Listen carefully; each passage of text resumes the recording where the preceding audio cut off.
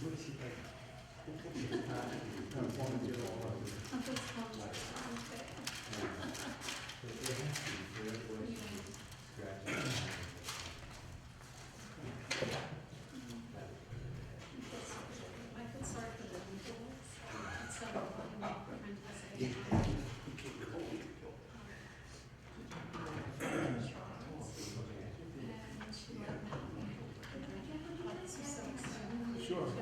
That's the Cardinals that we're not doing.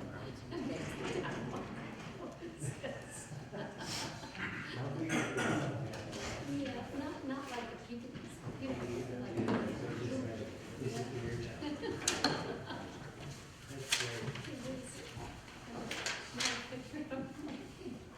All right, everybody.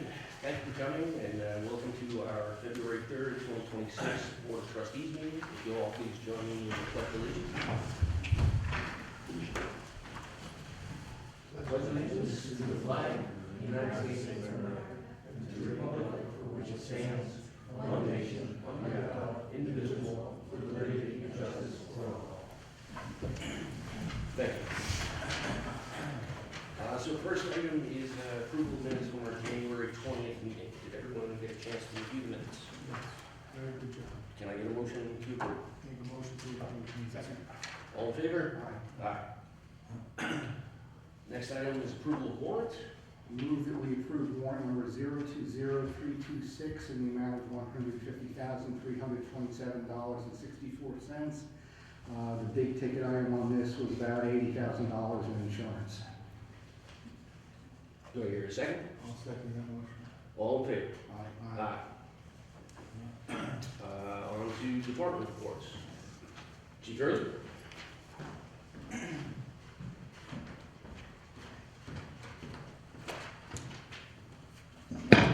Sorry. Good evening, Mayor and Board. For the month of January, there was 129 summonses issued, 484 incident reports completed, 398 were here in Piermont, the remaining 86 in Grandview. And the only thing I have is to thank the residents during that snowstorm. They had their vehicles off the roadway, not many people were driving, so that we had no major incidents during the storm, and that's thanks for the residents cooperating. Thank you. Oh, I should mention that there have been some preliminary discussions with Phil Griffin about providing a letter for parking enforcement out in his property. Okay. And we're continuing to pursue that, so I'll have more information. Excellent. Thank you very much. Thank you. Chief McDick.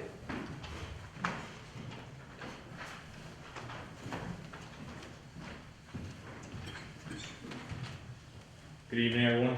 So for the month of January, we've done 8 fire runs, 14 EMS runs, bringing us to 22 total calls clear so far. Excellent, thank you. Okay, moving on. Old business. Jennifer, do you have any old business? I have no old business. New business. New business, a few items. Number one, I did receive an email from Katie Blankford regarding the McArdle. They rented Gothic Pavilion every year for their fundraiser, and they were asking about food trucks. I know Yes. food trucks are, I think, illegal in the village, but somebody did have a fire truck pizza party at the Gothic Pavilion last year. Yes. So there's that email, which I did distribute to the board. I also received an email from Paul Hayden, which I forwarded to the board this evening. He had some comments for the board on the Transportation and Parking Commission. And also, I'm sure everybody noticed as they came through the building that we have new front doors. So that was, thanks to the Justice Court, they were able to secure a grant for the 50% of the doors. So the village paid $13,136, and the grant covered the other half of it. In the meantime, I do have to contact Foley Signs to have the lettering put above that transom window above the front door that says Village Hall, or Village of Piermont, I should say. So that's not in the budget, but I'll figure that out as I go along. And also, just for the board's information, the second door, the interior door, that actually is electric, but it's not hooked up. So if in the future the village wants to add a buzzer to that door, there is already electric. We would just have to have an electrician run the wires and add a buzzer if it ever was necessary,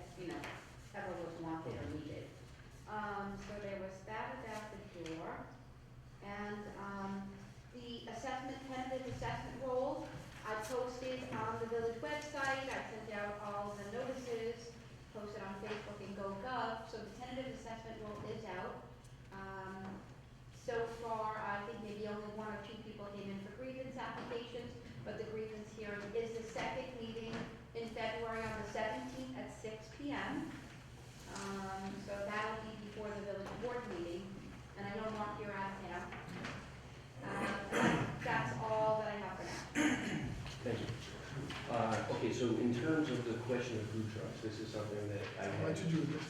it's on the to-do list. So the basic situation is that we have a law prohibiting the operation of food trucks all the way from ice cream trucks up to whatever, anywhere in the village. However, when we rent out the pavilion, people typically have food as part of the event that they're planning, and it isn't always convenient or appropriate to use our kitchen inside for that. So the question to you is, how challenging would it be to have a carve out in that prohibition specifically for people renting the pavilion for non-commercial use? Not difficult at all, especially since it's not in the zoning code, I presume. Is Charlie here? The food truck prohibition, is that in the zoning I code? believe it is. It's still not very complicated, it just adds a layer, a procedural layer. When anytime you amend the zoning code, it has to go to the planning board for an advisory opinion, it's gotta go county planning department for a GML review, et cetera. So, but the drafting of the amendment itself to our code is relatively simple. I think I understand what you're trying to do. If, I probably will email, call, or text you for fill in some blanks I may have when I start putting my pen to paper. Do we want to limit the carve out to certain hours? I mean, I think whatever the hours of operation that we allow for the pavilion, it should align with those. And I think we should have some explicit statement that this is not for commercial use. So it's not like we're renting the pavilion to someone who's then gonna have 10 food trucks and sell stuff to the public, I just get to it. serve their It's guests. for someone who's hosting a private party essentially. And like, just like when you have a birthday party, you know, your kids at your house, you'll rent one of these ice cream trucks, will come and spend an hour in your driveway as part of the birthday party event. So I think I get what you're trying to do, but yeah, I'm sure there's gonna be some blanks I'll need to fill in. I'll reach out to Nate. Well, I think we've got plenty of time, right? They're looking for Yeah. June, No, actually July 26th. July. So we have quite some time. We're way ahead of schedule, but they're always diligent with getting their application in early and securing everything. So we have plenty of time. Excellent, thank you. Thanks. Okay, next item is public comment. Do we have anyone for public comment? Jimmy's getting it, Jen.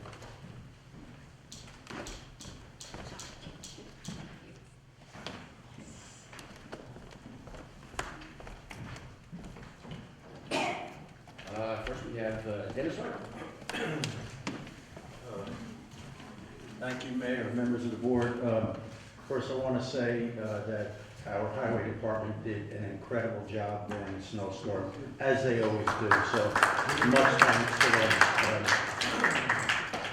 So I'm here on an issue that I was before the board numerous times last year, and that is the infamous fence across the street at the 447, 477 lot. I had submitted paperwork to the village detailing that it is in violation of the village's code. But that's not just one property, there's actually 4 properties there. But I think you all have the paperwork, I think everyone is knowledgeable about it. And all I'm asking is for the village to enforce the code. If there's anything I need to do, I'd be happy to do it, but I really would like the village just to have the code enforced and the fence removed. Thank you. Thank you. May I Yes. just briefly? Dennis, did Charlie Shaw, our building inspector, reach out to you, or Christian Catania, the clerk secretary? Not recently. Okay, We've been having some conversations with them. We're making a bit of if progress. you want, we can talk offline Yeah, about your application to the zoning board of appeals, if you'd like, or we can chat tomorrow. All right, let's chat tomorrow. Okay. Okay, thank you. Excellent. Thank you. Next we have Peter Metzler. Oh, yeah, no, go ahead, Barbara. In the spirit of transparency, if there have been talks about the fence, I'd like to know about it. Sure. Well, so what Dennis and I reviewed with the building department were a couple of different things, one of which was what was the appropriate procedure for Dennis Hardy, we have too many Dennises in this conversation, to make an appeal to the zoning board of appeals on the code enforcement officer's interpretation of the code. So that is the appropriate next step after you go to the building inspector and say, I'm challenging your interpretation. You take that to the zoning board of appeals to appeal that interpretation. However, there was some confusion as to what the appropriate process was for doing that. And we've squared that up at this point. I think that's what Dennis was intending to talk to Dennis about. We don't need to talk tomorrow now. So just correct me if I'm wrong, but my understanding is a application does need to be completed, and there is a $250 application fee associated with that. And then in addition to the $250 application fee, there is an escrow amount required, which is typically $1,500, but Christian has agreed to reduce that to $500. And the purpose of that escrow is to pay for the stenographer for the zoning board of appeals meeting. So every zoning board of appeals meeting has a stenographer, and we have to pay them for it. When there are more than one application before the zoning board, that cost is divided amongst all of the applicants, but if there's only one, the person needs to pay the full amount, and I think that's like $350. The worst, Christian said it would be if there was only one application. Dennis's, for example, I think that's how he came up with the number 500. 500, yeah. That's the absolute highest it would be if there was only one application that evening. I think we Maybe paid even a little bit 350. less. You know, I think we paid $350. 350. As your rate. 350. In addition to that, You're correct. there is also a There's process. the publication fees and Yes. stuff like The that. adjacent landowners within a certain distance of the fence would have to be notified. Right. Yes, and we also Postage reviewed is- that procedure, and that procedure is that the Christian from the building department will provide a list of addresses that need to be notified, which is all the neighbors in proximity. And the person putting in the application will provide a number of address stamped envelopes to Christian, who will then stuff them with the notification and put them in the mail. So a little bit complicated, but that was the confusion last year, is how do we move to the next step? And so we've gotten as far as to understand this is the process if Dennis were to move forward with asking the zoning board of appeals for an interpretation. On a related note, I have also asked the building inspector and the code enforcement officer to review his interpretation and determine if there is anything that we could do prior to that appeal needing to be filed. That has not yet been answered, and Charlie's not with us here tonight, so I hope to discuss it with him, but I am unable because of his absence. Okay, may I just comment? Please. So, and what I would say is, I would push back on this, because as a resident, I would expect the building inspector to enforce the village's code. And why would I have to pay $350 or $500 to have the building inspector do something that he should do? I mean, he gives violations all the time to people for not, enforcing the code. And so I just find it onerous that I would have to come to the village and pay $350 for something that's very obvious there. It's in violation. I've laid it out in my paperwork to the village. So I'm very reluctant to have to pay any money for something that the building inspector should do. Well, I agree with you 100%, and that's why I'm attempting to have If I could just explain how Please, go ahead. and I know you probably know most of this already, but I assume this maybe for the benefit of everyone else. Charlie has made a determination, which the mayor indicated he's waiting to see if Charlie's determination regarding the legality, for lack of a better word, of the current fence that's installed across the street.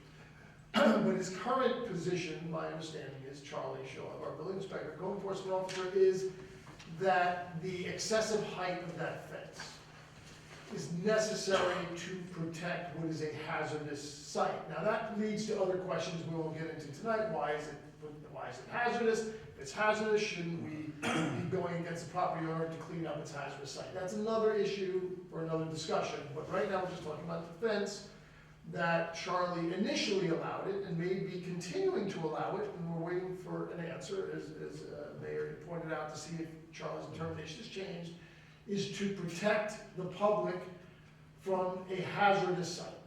That's why just like if you have a construction site, although the maximum height of a fence, let's say maybe 2 or 4 feet, depending upon if it's a corner fence, maybe it's 2 feet, if it's just a regular fence, it's 4 feet in the front yard.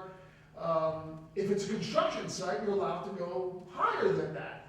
So if I may make that analogy, that I believe, and I don't want to speak for Charlie, is his determination that allows that excessive height fence. So where does that lead your appeal to the zoning board of appeals? Charlie has made a determination, and until it changes, if an aggrieved party, that could be you or anyone else that lives nearby, it could be one of the boards here in the village, but that creates a different layer of complexities that we won't get involved in now, can appeal Charlie's determination saying Charlie is wrong and ask the zoning board of appeals to reverse Charlie's determination, say, ZBA, Charlie is wrong, and here's why. Then the ZBA will decide if Charlie is wrong or not. So to say that, that you're a resident and therefore you should be waived as far as fees go is really not fair, because Charlie has made a determination. As far as we know, Charlie just feels firmly about this determination, and if you want to reverse Charlie like anyone else, you got to go to the ZBA and pay the fees. So that's where we're at. Understood, and I'll just say one last thing. It's not a construction site, no building permit has been issued. Just want to clarify that. Understood. I was just using it as an analogy. Yeah. But again, I don't want to speak for Charlie. When I asked him about it, he told me that going back historically, when the fence first went up, why was it allowed? He allowed it because there was some type of remediation perhaps going on. They were digging test pits and other things still perhaps pending with regard to that. So therefore, he deemed it was a hazardous site, and the additional height of the fence was to protect the public from that. That's my So we understanding. all understand it was erected without any permits, either as a site plan, as a construction site. There wasn't even a permit for the fence, is my understanding. Yeah, that I don't know. Yeah. Because I prosecuted the appeal for Dennis. So I'm intimately familiar with what was happening.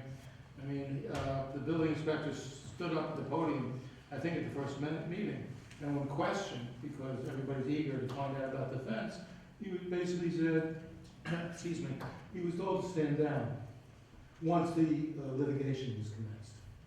So hopefully he'll revisit the legal basis for that fence's existence and come to a different conclusion. Yes, that's my hope as well. That's why I'm having parallel conversations about where we go from here. Can I just follow up on this subject before? Sure, well, you're next Can too. he speak his name, because This for is- the meeting minutes, Come up here. This is if Peter you can come Mesner. up and speak. Well, this is not why I signed up, I just wanted to follow Yeah, up. I know, but. I'm we Peter need to know the Metzler, meeting I'm the- minutes. Yeah, Peter Metzler. Do I need to give my address or No, anything? you're fine. And. I'm an American citizen, I have my passport with me, etc. That was a joke, thank you for laughing. So, in terms of the reason being hazardous to the public, has Charlie stated specifically why or what the hazard is? Yeah. Yeah, there are holes there from excavating. And there was heavy equipment that was staged in there to But is it perform the still there? excavation. I believe the equipment's been removed, but there's still large holes in the ground and piles of asphalt that were torn up in Right. order to get access to the ground. So that needs to be fixed before, if we take down the fence and we leave a hazardous situation where somebody could walk onto the property and fall in a hole and hurt themselves, that's a problem for us, and it's also a problem for the property owner. My understanding, I don't want to get in the way of what Dennis is speaking, but my understanding is the fence is too high based on our code. Well, if it's technically a construction site, which was the argument that the building inspector made to me, then state law would apply and you could put a fence up, But it's not a construction But site. it's not a construction site. It's not a construction site. At some point, it could have been presumed that it might become a construction site. Right, well, at But that no point, permit was though, ever issued. okay, so at that point though, I mean, that's almost moot, right? Because all I'm saying is that there could be a hole in there and you could still only have, and you could still enforce the height of the fence. Well, we would have to also enforce having the property owner correct the problem on the property. Like if you dug a big hole in your front yard and didn't have a fence to keep people out, that would be an attractive nuisance. I And we understand could come that, and give you a ticket for that. but I'm saying there doesn't have to be fence that violates the height code of the village?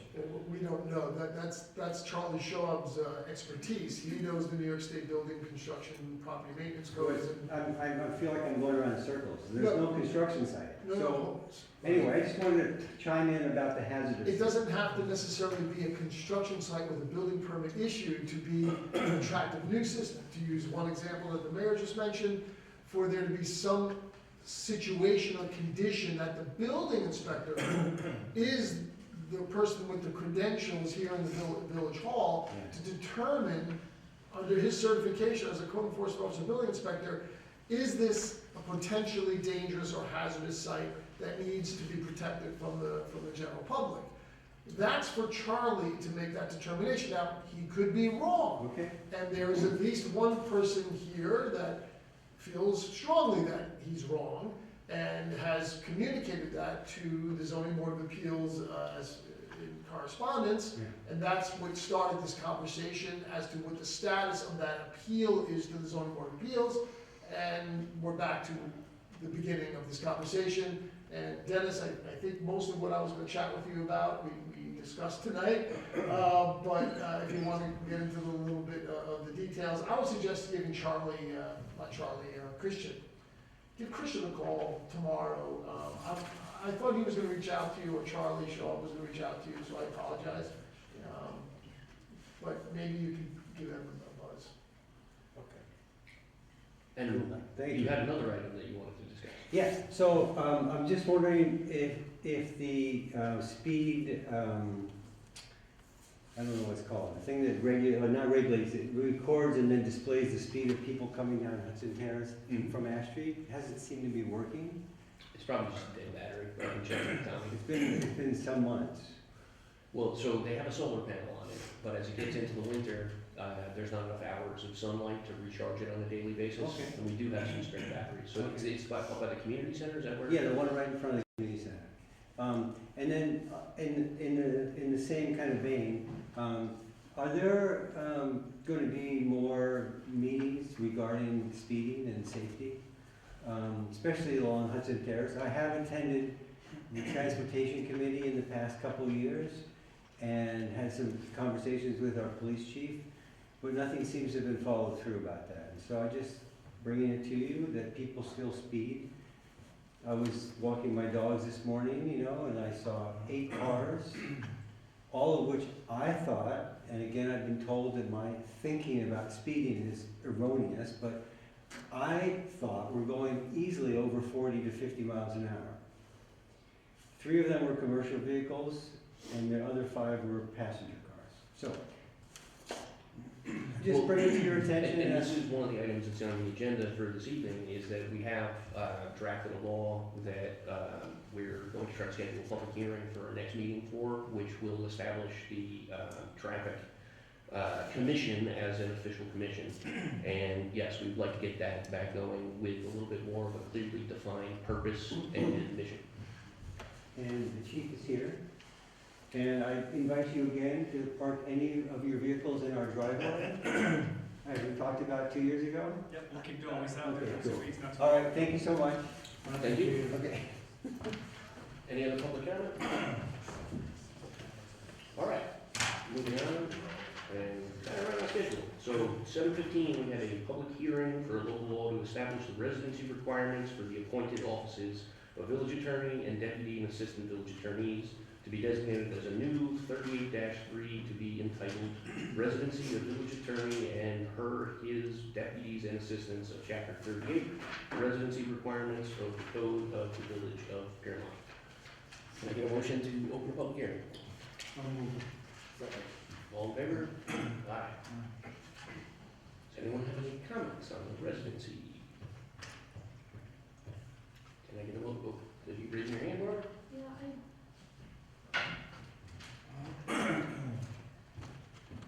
Hi, my name is Barbara Shulin. I live at 229 Hudson Terrace. And my question is, in the best interest of Piermont, is it always the right thing to have someone from Rockland County be our attorney? As opposed to Bergen County, Orange As County? opposed to anywhere in New York State, as opposed to Westchester? And I can tell you on the school board, our attorney was from Westchester, and he was fabulous as opposed to people from Rockland that had previously been on our board. I'm not saying there aren't enough people in Rockland, but I'm curious why this is an important thing to put into place. You can extend it to the entire state if you wish. Yeah, I mean, I think. Or Rockland and Westchester County, Orange County. I think in practical terms, the reason why we're adopting this is because Dennis is not a resident of the village of Piermont. And so he is a resident of the county of Rockland. Closer than that, right down the road in Spark Hill. And I don't think that this edit is going to preclude us from the future considering candidates that might be outside of Rockland County. It would just require that we have another edit such as we're doing tonight to make this work. So no, I don't think there's anything wrong with having someone from outside of Rockland County, but I think we do have good representation in Dennis, and we need to do this in order to make sure that everything is properly paperwork for his position. Any other public comment? Can I have a motion to close the public hearing? So moved. Second. All in favor? Aye. Okay. Item 8, resolution to authorize the mayor to enter into an agreement with the town of Ramapo for use of the town of Ramapo police firing range for the calendar year 2026. So this is something that we do every year. Our officers need to train on an annual basis in order to remain certified and make sure everybody knows how to operate all the equipment safely and effectively. So, does anyone have any concerns about this? Is there a fee every year? Yeah, we do pay a fee for it. Can I get a motion to? There is no fee. There's no fee? I thought we did. No fee. Chief, correct? is there a fee? No fee. No, there's no fee. Even better. Okay. So would you like to make a motion to adopt the resolution? Move to adopt the resolution. And second, all in favor? Aye. Review request for a 30-day waiver and special permit application for Bon Vivant Patisserie LLC located at 474 Piermont Avenue. So, this is a 30-day waiver for their application for a liquor license. And this is something that typically we do grant to restaurants. It's just like a waiting grace period or cooling off period or something. I don't have any objection to doing this. I will put up on the record, one of the requests the building department has given to all of our restaurants in town is for them to produce a seating chart and also documentation of what their parking inventory is. And Bon Vivant has produced a seating diagram, and they have also produced documentation in the form of their lease that they have access to 11 parking spaces behind the building next door to us. And their seating chart reflects winter seating and summer seating, both which have only 24 seats inside and outside when they move some seats outside for the summer. So there is no problem with our zoning requirements for off-street parking for this particular location, and they don't need any fuel parking spots. So I would make the recommendation that we do allow the waiver for the 30-day waiting period. I would just like to add, if we could, if this is the proper time, I know that the ingress and egress to the back lots is through a narrow alleyway that crosses the pedestrian sidewalk. So I wonder if it would be appropriate not only to have a sign before they enter the pedestrian walkway, look both ways, yield to pedestrians, this is another reminder for safety purposes. And then in order to get a lot of the usage of spots on the street, to notify potential patrons that there is additional parking behind the shop for them to park, so we don't use up street side parking. So a second sign indicating that parking in the rear for patrons only. I think that's more than appropriate. I'm happy to bring it up with the building department.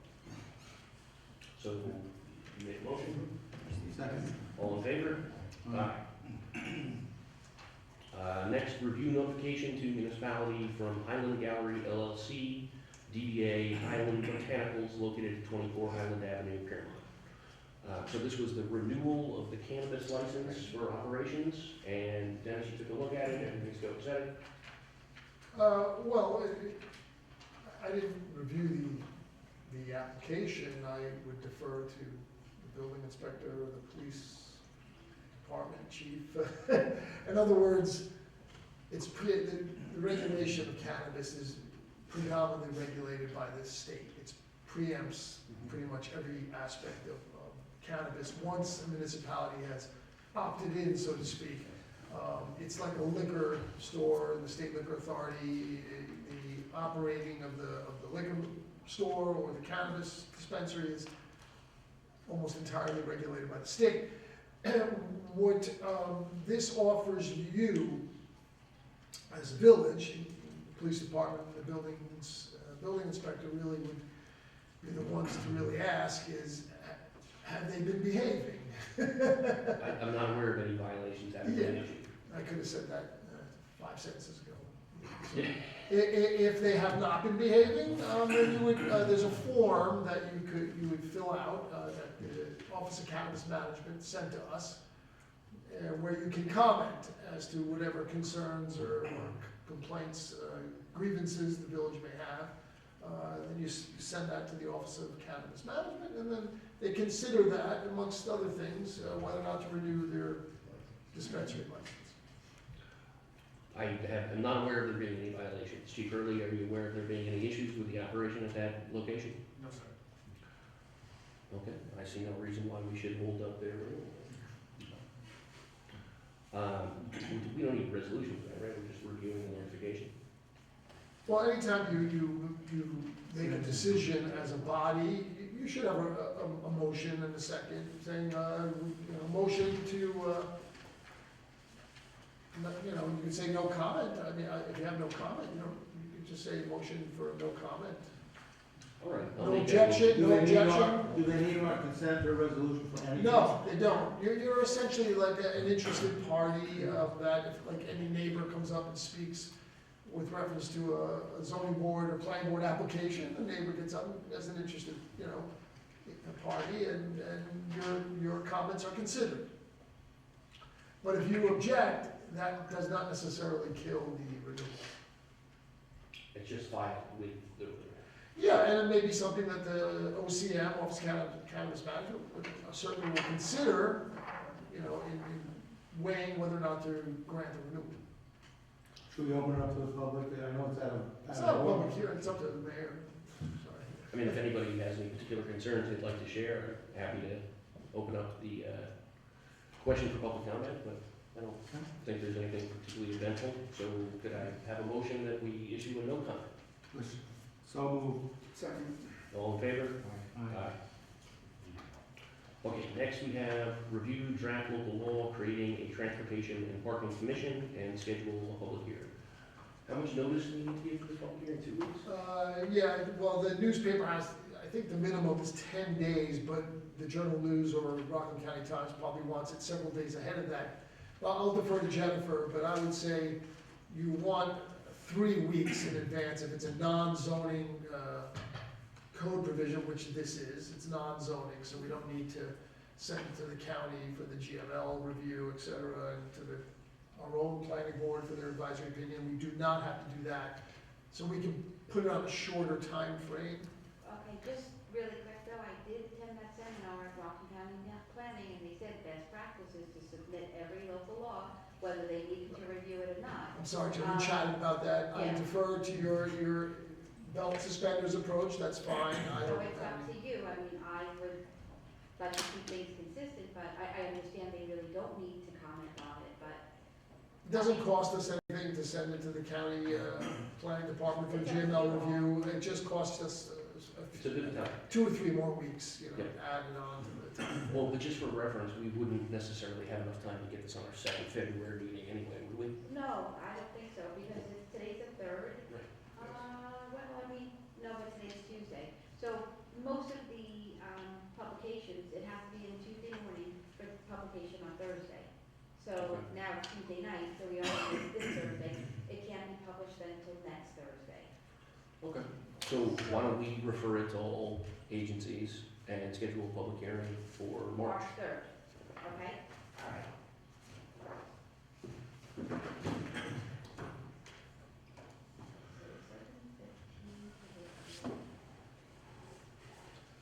Jennifer, don't do anything with the draft local law yet as far as publishing it, so to speak. I'm not changing the substance of it, but You it have has, one highlighted question. Oh, It should be yes. fire department, not Empire Coast Government. okay, let me make a note of that. So it'll be Village Fire Department. Correct. I need to put it into a local law form. You've seen that form before. The way I presented it to you was just the I meat don't of. publish the law, I just publish a notice that we're. Right, but you have to make it available to the public, because then the notice of public hearing says the public can Yeah. view. Yeah. Usually it's, you probably post it on our website, I'm sure. So just wait till you get the local law version of it, that's all I'm saying, okay? Yeah. All right, so we're gonna do the public hearing. Thanks, Nate, for the, No problem. Okay, item 12. what was the date on that? 3-3. So March 3rd at 7:15. Thanks. So then, item 12 is discussion and resolution to allocate $13,802.45 from our contingency line for Civic Plus to create a new village website. So we made the decision a few months ago to hire a company by the name of Civic Plus to migrate our existing website to a new platform that is an easier to use platform for us to upload and manage documents. A big part of this document management.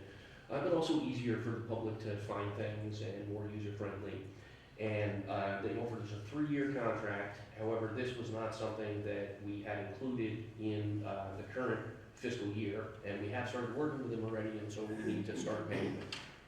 So this, that's the purpose of this use of contingency.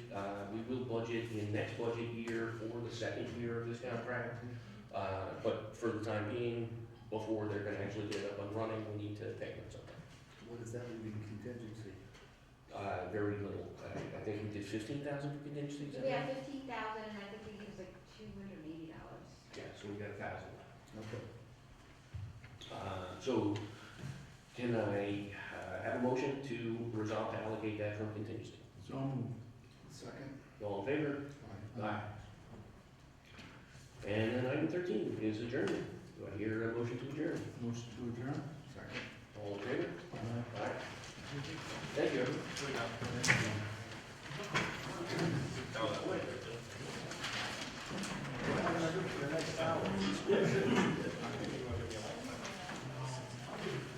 Pick up a bottle of wine. It's over here. Still